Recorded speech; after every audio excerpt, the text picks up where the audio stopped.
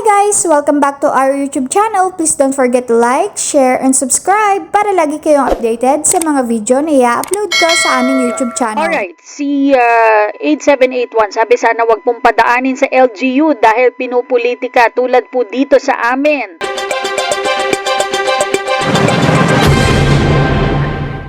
Ay, naku po ma'am, opo. Nakarinig niyo rin naman po yan no, sa ating mga budget hearing. Marami na rin po nagsabi niyan sa atin no, na mga lawmakers.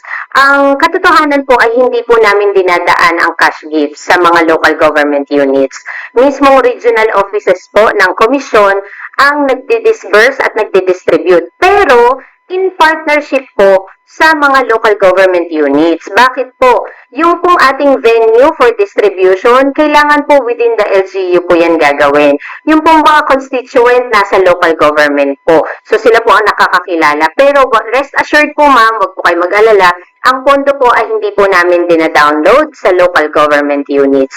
So regional office po ang nagpo-proseso niyan at regional office din po ang nag-approve ng mga listahan. Okay, ang dami Thanks pa for mga... watching. Please don't forget to like, share, and subscribe.